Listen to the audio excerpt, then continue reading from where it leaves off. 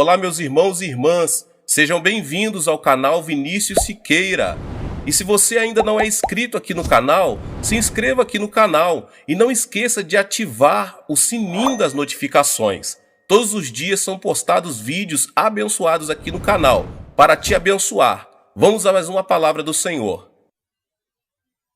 Lembro-me de ter lido certa vez na revista Sun, periódico editado dos Estados Unidos, um artigo que comentava a forma com que 2 criminosos haviam sido capturados graças a um papagaio. Christie, o papagaio que mora em Richmond, foi o protagonista do episódio.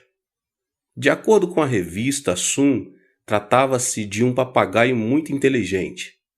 Na verdade, quando um papagaio fala, não utiliza vocabulário próprio, no sentido estrito, ainda que um papagaio fale 5 ou 50 palavras. Não tem poder criativo em sua linguagem, porque ele se limita a imitar o som. Ao contrário, a linguagem do homem não é uma simples repetição de sons, mas contém uma ideologia, um pensamento, um significado, um sentido, uma filosofia e até uma observação artística. Assim, a palavra do homem tem uma estreita relação com o seu pensamento. Não podemos separar a palavra do pensamento, porque a palavra do homem é moldado pelo pensamento. Então, como podemos usar tanto a mentalidade quanto a confissão da palavra de acordo com a vontade de Deus? Meus irmãos, nesta noite eu quero explicar isso por meio da história de Davi. Davi fez uso de seu pensamento e de sua palavra de acordo com a orientação divina e, consequentemente, teve uma vida de sucesso. Agora, a pergunta é: como fazer uso das palavras do pensamento da 4ª dimensão?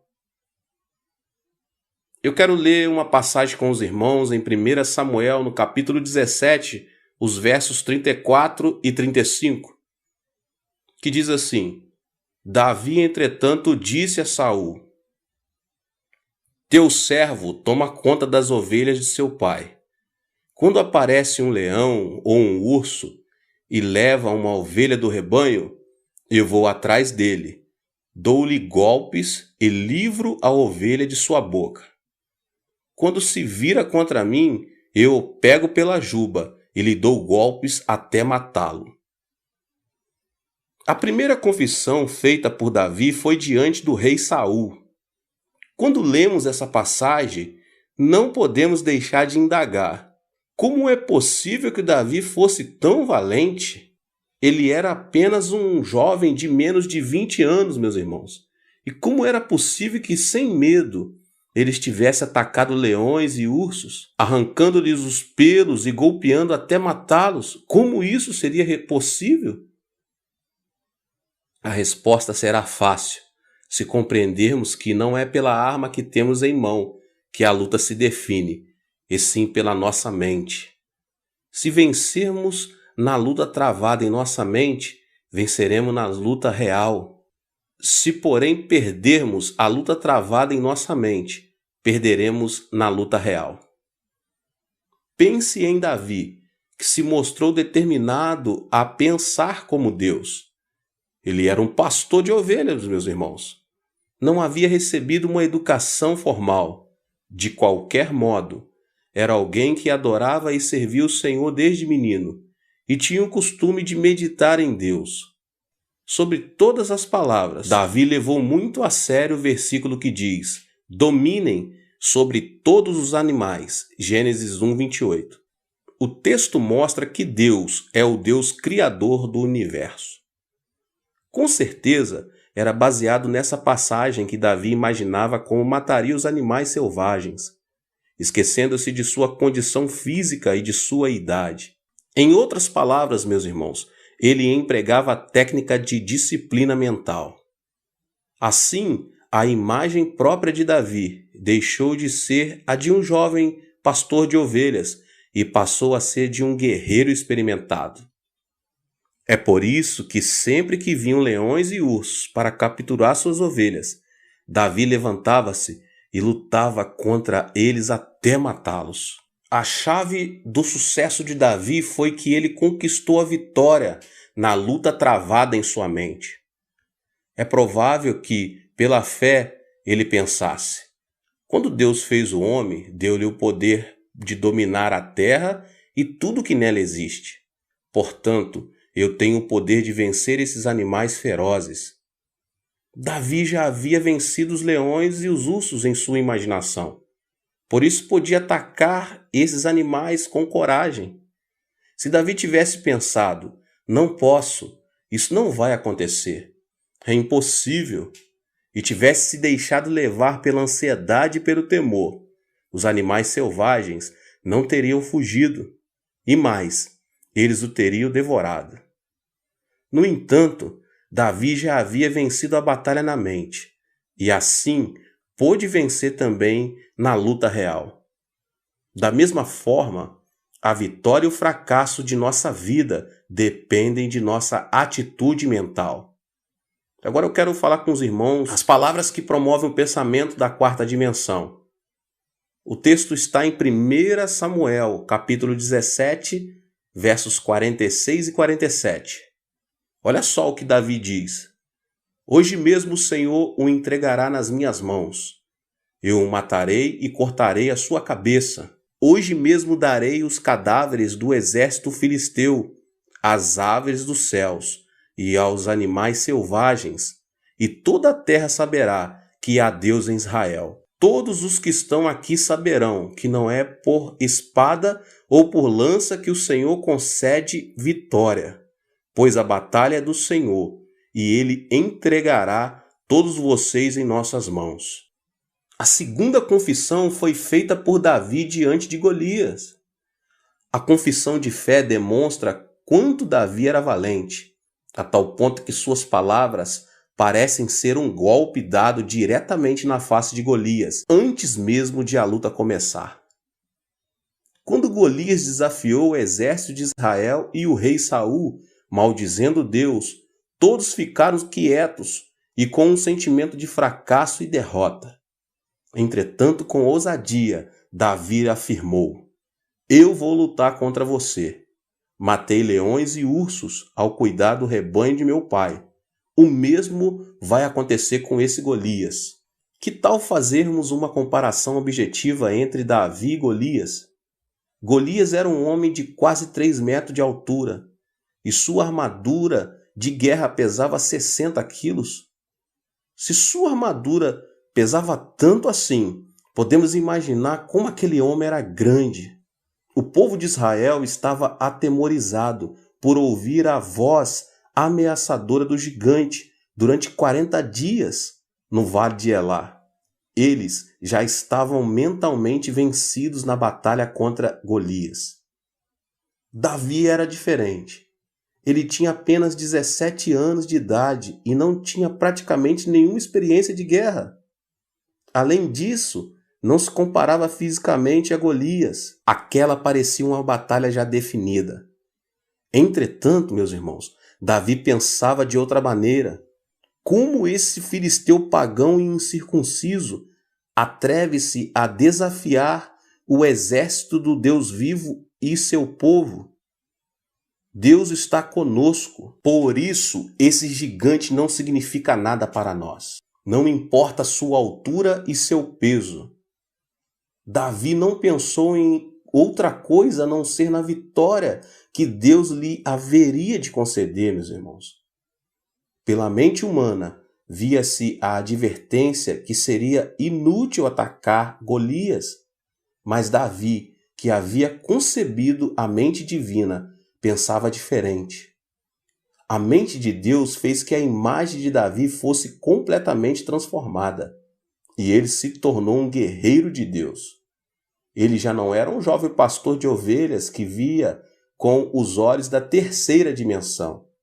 A quarta dimensão da mente de Deus fizera que ele concebesse uma autoimagem diferente. Ele passou a ser um guerreiro de Deus, capaz de determinar a vitória e a derrota na batalha. Na esfera mental, Davi era um guerreiro mais forte que Golias e um homem de estrutura maior de que a daquele filisteu.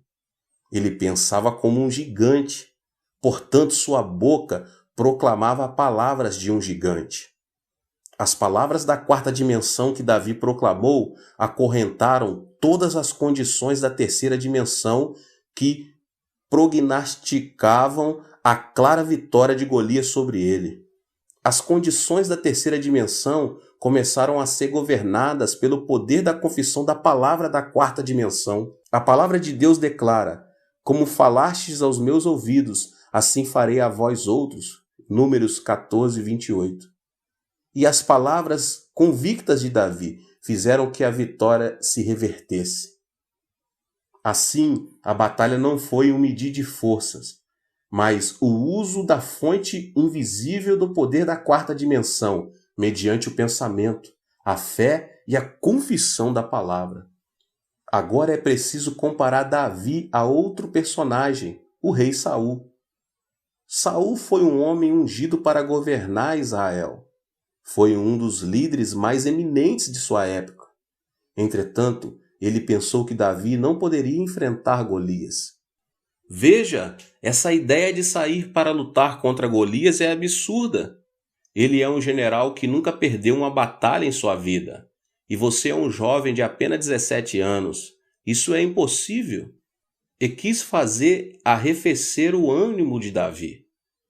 A maneira que Saul pensava não provinha de Deus. Ao contrário, fundamentava-se na sua experiência. Ele era um rei, mas com base em suas experiências passadas, sua mente estava tomada de fracassos. Apesar de se tratar do rei de Israel, a nação escolhida, ele se mostrava ansioso e temeroso, esperando ser derrotado e escravizado pelos filisteus. Entretanto, Davi pensava que Golias não seria nada mais do que um leão ou um urso morto. Passou a olhar para Golias do ponto de vista divino e assim viu nele um leão ou um urso entre os vários animais que havia matado. Saul pensava que seria derrotado, enquanto Davi pensava que venceria o inimigo. Por essa razão, Davi e Saul pensavam de maneiras totalmente diferentes, mesmo servindo ao mesmo Deus. Davi tinha um pensamento de Deus e sabia como administrar sua vida conforme esse poder. Sabia como viver com o poder de Deus e não com as próprias forças. Por outro lado, Saul servia ao mesmo Deus, mas não refletia o poder da fé em sua vida. Confiava na sua própria força, no próprio poder e na própria experiência. Trocando em miúdo, meus irmãos, os pensamentos de Saul eram pensamentos da terceira dimensão, enquanto os pensamentos de Davi eram da quarta dimensão. Se perdermos a batalha no campo da mente, também a perderemos no campo real. Assim é preciso primeiro assumir o controle dos pensamentos. Se perdermos na mente, perderemos na realidade. Em comparação a Saul e Golias, Davi estava numa situação de inferioridade. Ele se parecia com as pedras que havia escolhido para atirar, não tinha nenhum valor. No entanto, a razão por que Davi foi usado por Deus foi ele ter maior grandeza de pensamento. A segunda confissão demonstra claramente que a grandeza do pensamento de Davi superava a de Golias. A grandeza do pensamento. Este foi o segredo para que Davi se destacasse e vivesse uma vida muito especial. As duas confissões de Davi, relatadas no capítulo 17 de 1 Samuel que lemos, revelam como podemos conseguir a linguagem da quarta dimensão. Esta provém do pensamento da quarta dimensão. Com base na história de Davi, meus irmãos, nós aprendemos que a maneira de pensar é fundamental para que nossa vida seja elevada. Para começar, precisamos de uma base que nos permita fazer uso dos pensamentos e da linguagem da quarta dimensão em nossa vida diária. Da mesma forma que, para sermos salvos, necessitamos crer e aceitar Jesus como nosso Salvador, é preciso preencher alguns requisitos básicos para pensar e falar na quarta dimensão. Isso é importante, porque forma nossa autoimagem espiritual. Os 3 passos que apresento agora servirão de filtro e desfarão todos os elementos negativos que estão em nosso pensamento e em nossa linguagem. O primeiro passo é o arrependimento. A maioria das pessoas sabe que o pensamento positivo e a linguagem positiva resultam em benefícios. De fato, ouvem-se muitos discursos e pregações em que se enfatiza a necessidade de pensar e falar positivamente. O estranho, entretanto, é que as pessoas não pensam nem falam de forma positiva, mas deixam-se invadir por pensamentos e palavras negativas. Como consequência disso, caem num poço de frustração e ansiedade. A Bíblia explica por que o homem, mesmo sabendo que o pensamento e a linguagem positiva são bons, mas não os põe em prática. Primeiro, o homem tem a tendência de pensar e falar negativamente. Deus não criou o homem dessa maneira. O homem foi criado segundo a imagem de Deus. Por conseguinte, ele deveria pensar e falar positiva, ativa e criativamente. Depois da queda de Adão, porém, a maneira de pensar e a linguagem foram corrompidas, tornando-se negativas. É por isso que as pessoas se acostumam ao pensar e à linguagem negativos e os consideram algo natural.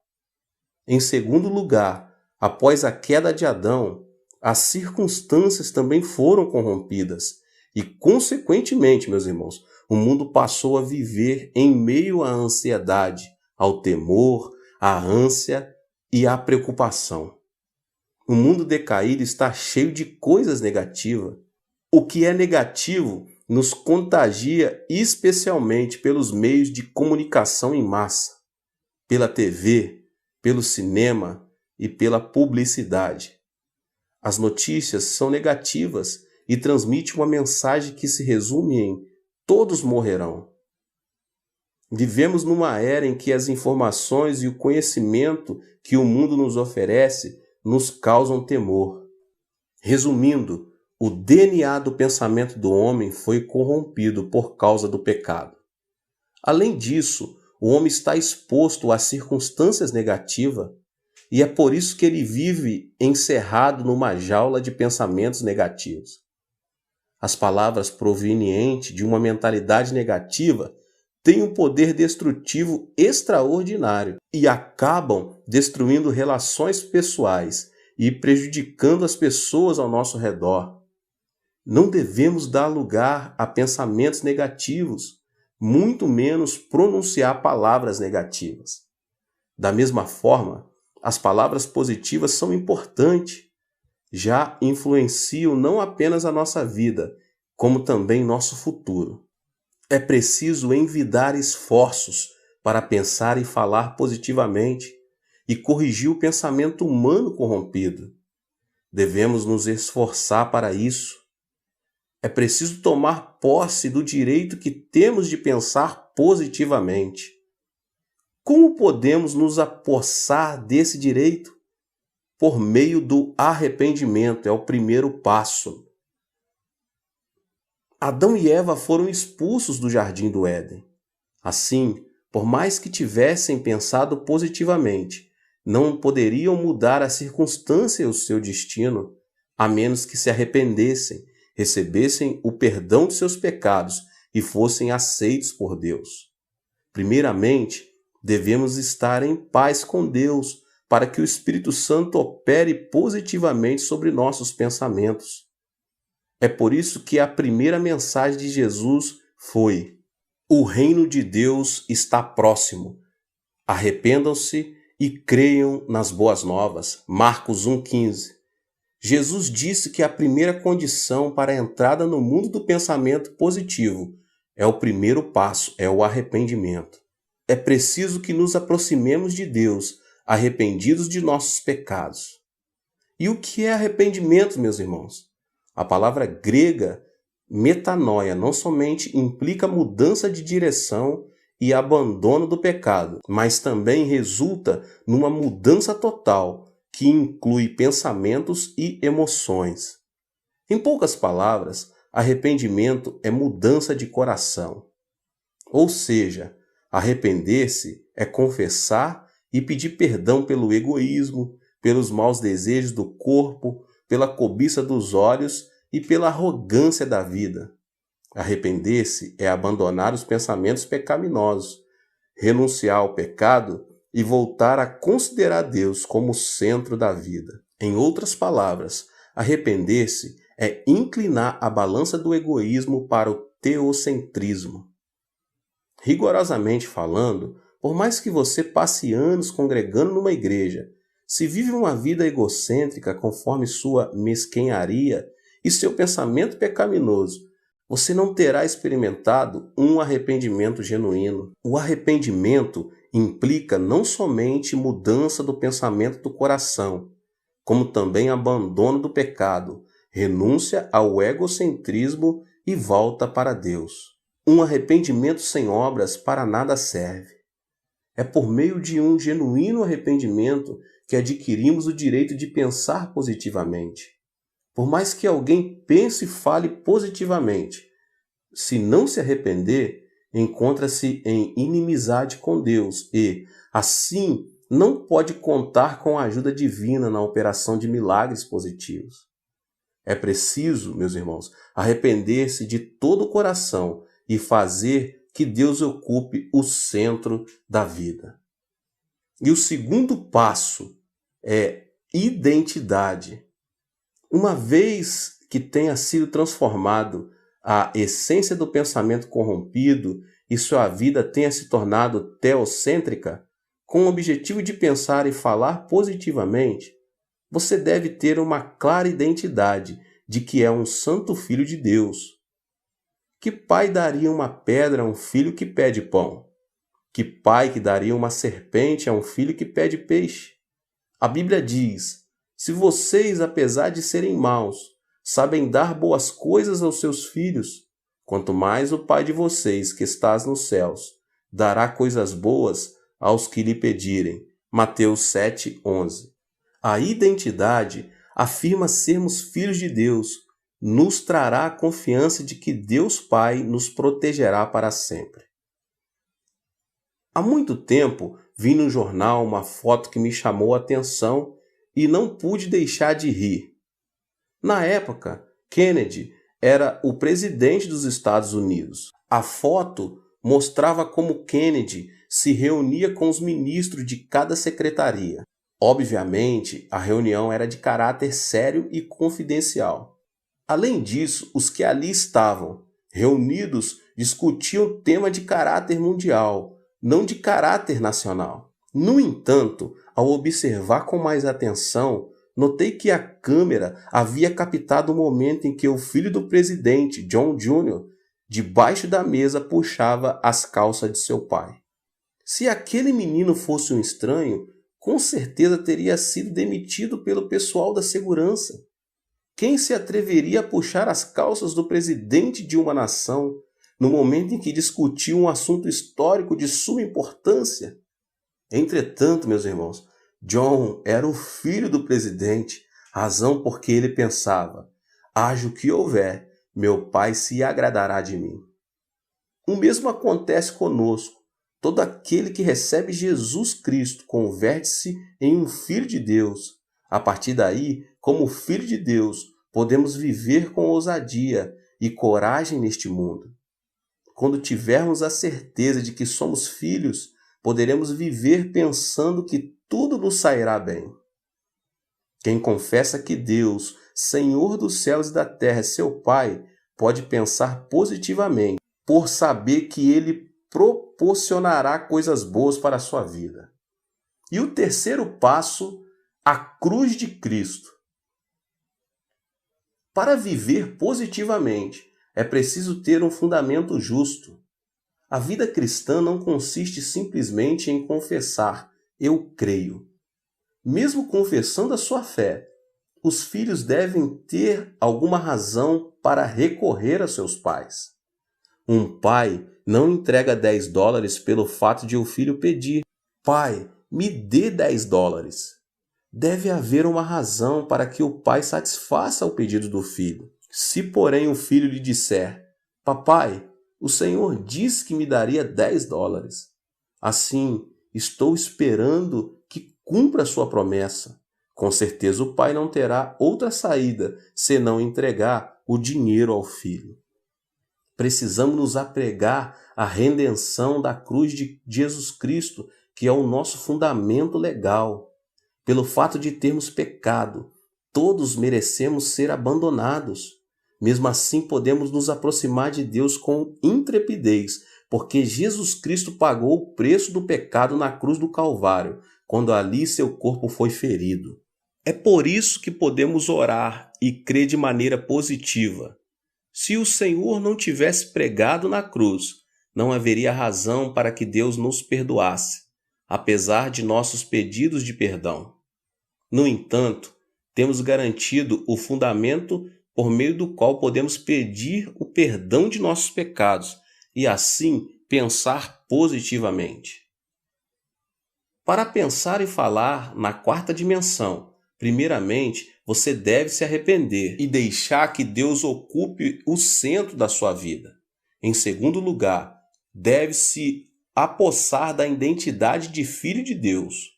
Por último, você deve confessar a Deus, firmando-se no fundamento que se encontra na redenção da cruz de Jesus Cristo.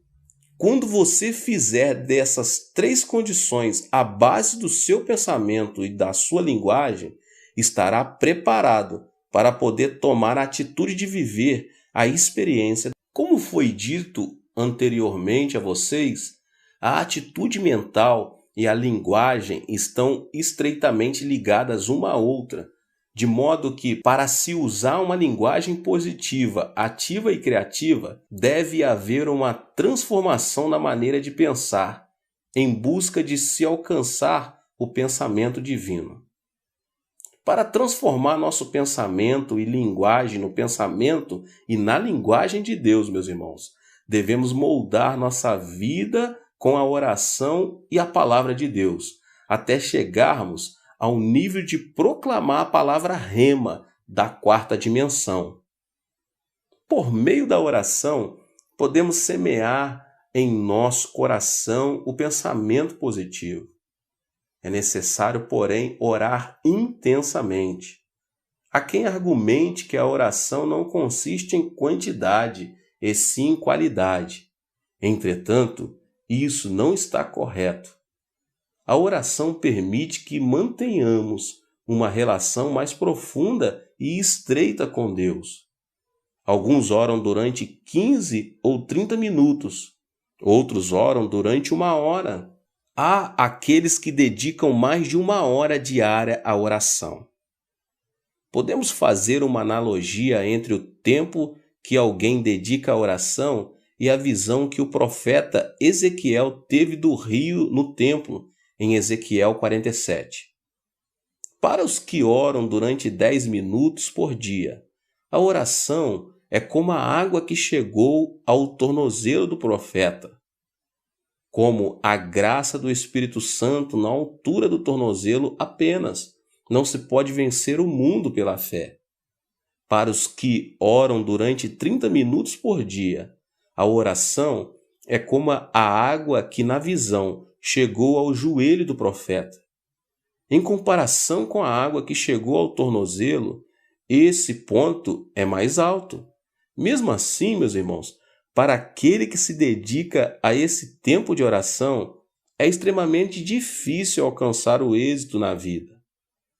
Para os que oram durante 1 hora diariamente, a oração é como a água que chegou à cintura do profeta Ezequiel. Pode-se dizer que esses se encontram ligados ao poder de Deus. Contudo, os que oram mais de 1 hora diária nadam no rio da graça do Espírito Santo. Se você mergulha nesse rio, vive pelo poder do Espírito Santo.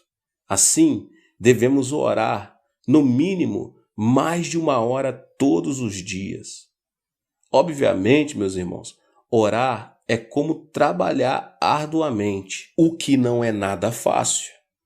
Além do mais, isso não só implica esforço físico, como também gera um ataque espiritual. O que o diabo mais odeia são as orações dos santos. Por isso ele tenta reduzir o tempo dedicado à oração, pondo diante deles as mais diversas desculpas. Só existe uma forma de enfrentar Satanás, meus irmãos: orar mais de 1 hora por dia. Determine e pratique. Ore pedindo que você vença o diabo pelo poder de Deus. Desse modo, você experimentará o mundo espiritual da 4ª dimensão. Começará a ver as coisas sob o ponto de vista de Deus, de forma clara, concisa e limpa, e começará a viver pelo poder de Deus. Todo aquele que não vive de acordo com sua fé não passa de pó, por mais que tenha toda a autoridade, poder e glória. Quem não vive edificando justiça em seu coração vive na ilusão. Quem perdeu a justiça não passa de pó, ainda que tenha muitas riquezas. Em segundo lugar, meus irmãos, devemos semear a palavra de Deus no solo dos nossos pensamentos. A maneira mais eficaz de semear a semente do pensamento de Deus em nosso coração é semear a palavra de Deus em nosso pensamento. De Gênesis a Apocalipse, a Bíblia apresenta o pensamento de Deus. Se vestirmos a armadura do pensamento de Deus, poderemos conseguir coisas que jamais imaginaríamos conseguir com a força humana. Se você pedir ao Senhor que lhe dê uma palavra e o Senhor a conceder, milagres ocorrerão. João 15:7 diz: se vocês permanecerem em mim e as minhas palavras permanecerem em vocês, pedirão o que quiserem e lhes será feito. Quando nos referimos à palavra, pensamos na Bíblia, que é o Logos ofertado a todos os homens. É por meio dele que conhecemos Deus e sua graça. Entretanto, existe outro tipo de palavra que nos permite experimentar o mundo espiritual da 4ª dimensão, que é a Rema. Esta é a palavra que o Espírito Santo inspira especialmente do Logos. A razão por que a palavra Rema é importante deve-se ao fato de a palavra que se encontra contida na letra penetrar no pensamento do cristão, apegar-se a ele e operar um milagre. É por isso que se diz que a fé vem pelo ouvir, e o ouvir pela palavra de Cristo, ou seja, a palavra Rema. Qualquer pessoa pode ler o Logos e conhecer Deus e sua graça. Para obter a fé da 4ª dimensão, porém é necessário receber a palavra Rema, dado por divina inspiração do Espírito Santo. O famoso evangelista e pastor D.L. Moody referiu-se à fé baseada na palavra Rema da seguinte maneira: orei durante muito tempo para que Deus me desse fé. Eu aguardava que a fé caísse do céu como uma rajada de vento. Entretanto, a fé não chegava para mim. Até que um dia li Romanos 10:17 que diz: a fé vem por se ouvir a mensagem, e a mensagem é ouvida mediante a palavra de Cristo. Percebi que eu estava orando equivocadamente, sem abrir as páginas da Bíblia. A partir daquele instante, passei pela experiência de ver minha fé crescer rapidamente. Além disso, a palavra Rema nos ajuda a superar os obstáculos, pois move o mundo espiritual da 4ª dimensão. Laura Wilkinson, medalha de ouro na plataforma de 10 metros nos Jogos Olímpicos de Sydney, havia sofrido uma fratura na perna direita e seu treinador decidira que não a consideraria para a Olimpíada. Todavia, ao ler Filipenses 4:13 que diz: tudo posso naquele que me fortalece, ela sentiu uma grande inspiração. Tratava-se da palavra rema para a sua vida. Ela meditava e confessava a palavra repetidas vezes durante o dia e deu graças por ela. A palavra rema começou a dominar seus lábios. Laura Wilkinson lia e confessava essa palavra dezenas de vezes ao dia. O segredo da repetição é ouvir a palavra de Deus novamente. O mesmo pensamento de Deus que se lança e volta para nós como bumerangue. Quando escutamos a palavra rema repetidamente, o poder que ela contém transforma nossa mente e nosso corpo. Não se trata de parapsicologia ou controle mental. Trata-se de aplicar o poder do Evangelho à nossa vida. Uma vez que a palavra governa nossa linguagem e sai da boca, volta aos nossos ouvidos, aumenta a fé e opera o milagre. Por meio da confissão de fé, Laura Wilkinson pôde superar a lesão e receber a medalha de ouro. Nem todos experimentaram esse tipo de milagre. Wilkinson teve de orar, clamar e ler a palavra com o propósito de experimentar o mundo da quarta dimensão. Foi nesse percurso que o Espírito Santo lhe deu a palavra rema e ela creu no plano da quarta dimensão que seria curada de sua lesão. Em consequência, pôde participar dos Jogos Olímpicos e ganhou a medalha de ouro, tal como havia pensado e confessado. O poder que transforma vidas por meio da quarta dimensão manifesta-se quando recebemos e confessamos a palavra rema. É fundamental semear a palavra de Deus em nosso coração. A palavra ganha novamente vida quando nós aceitamos a palavra de Deus com a palavra rema em nossa mente. A palavra opera ativamente em nossa mente e dessa maneira governa a nossa vida. A confissão tem influência positiva sobre nosso futuro e nos guia para uma vida de bênção. A boca fala do que o homem guarda em seu coração. Tanto é assim que quando ouvimos uma pessoa falar, podemos prever como será sua vida no futuro. Isso se deve ao fato de a vida depender da maneira de pensar e de a boca ser o reflexo do que se guarda no coração.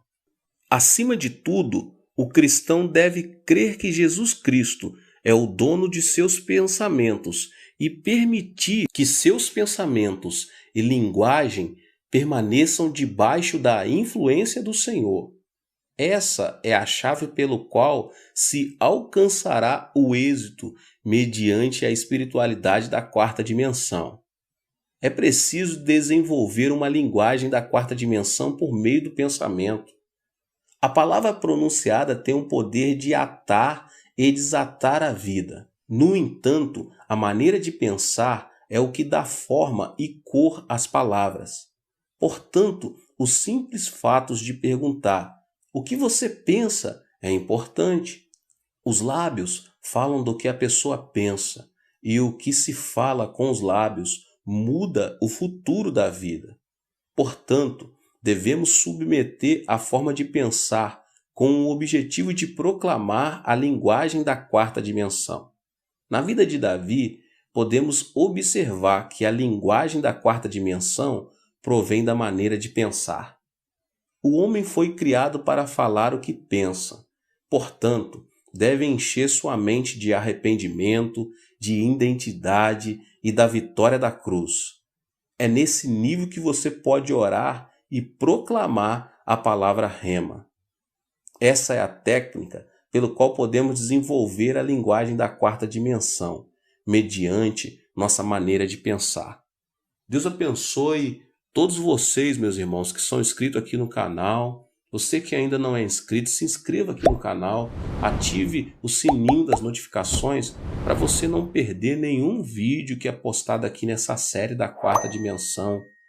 Deixe também o seu like e não esqueça, meus irmãos, de compartilhar com as pessoas que vocês mais amam, que nós amamos, né? Nós queremos bem, queremos que recebam também a palavra do Senhor. Nos vemos no próximo vídeo.